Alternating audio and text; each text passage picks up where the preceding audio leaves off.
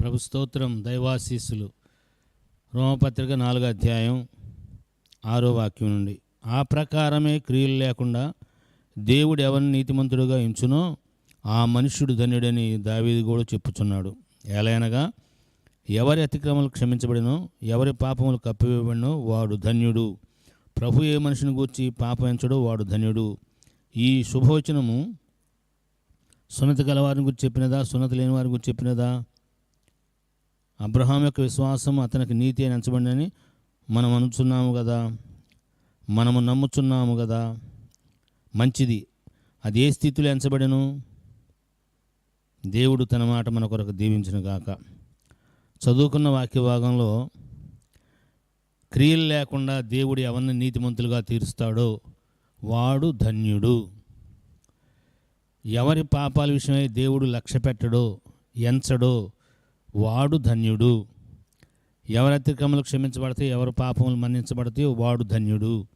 ఏం చేయకుండా, ఏమీ చేయకుండా. అది ఎట్లా?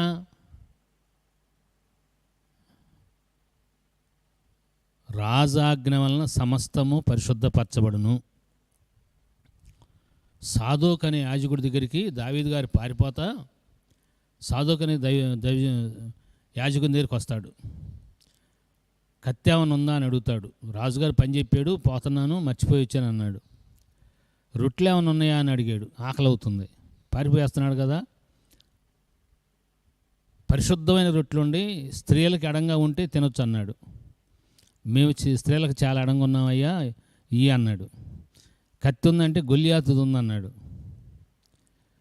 నువ్వు చంపిన గొల్లియాతు కత్తి ఉందా, అది ఉందన్నాడు. దానికంటే వాడగలిగింది ఇంకేముందిలే ఇయ్యి అన్నాడు. ఆ మాట సందర్భంలో మరి నువ్వు ఇలా చేస్తున్నావు ఏంటంటే, నేను చేసేది తప్పైనా రాజాజ్ఞ వలన అది పరిశుద్ధపరచబడుద్ది. ఆ మాట అక్కడ దావీదు గారు చెప్తాడు. సర్వాధికారి, సర్వశక్తిమంతుడు, శాశ్వత కాలం రాజు. దేవుడు శాశ్వత కాలం రాజు. ఆయన మాట అన్ని పరిశుద్ధపరచుద్ది. ఆయన వాక్ అన్నిటినీ పరిశుద్ధపరచుద్ది. రాజాజ్ఞ వలన సమస్తం ఏ తప్పైనా, రాజుగారు చెప్పాడు నన్ను చంపమని, రాజుగారిది తప్పు కానీ రైట్ కానీ రాజుగారిది అవద్దు, కానీ చంపినోడిది రైట్ అవ్వదు. అర్థమైందా? అది రాజాజ్ఞలో ఉన్న గొప్పతనం. మన దేవుడు సర్వాధికారి, సర్వశక్తివంతుడు, సర్వం ఎల్లప్పుడూ రాజే. ఇప్పుడు రాజు కాదు, ఎల్లప్పుడూ రాజే. ఆయన ఏ మాట చెప్తాడో ఆ మాట పరిశుద్ధం, అంతే. ఏ ఆజ్ఞ చెబుతాడో దాన్ని బట్టి అది చేయకూడదైనా పరిశుద్ధం. మరి చేయకూడదు దేవుడు చెబుతాడా? చెప్పడు. చెప్పాడు అంటే ఏదైనా సరే అది మన దృష్టికి కొన్ని చెడుగా కనపడవచ్చు. కాదు, మనకు అర్థం కావు. మనకు అర్థమయ్యే టైంకి చాలా టైం పట్టుద్ది. దేవుడు ఏ మాట చెప్పినా ఆ మాట మనం నమ్మితే అది పరిశుద్ధం.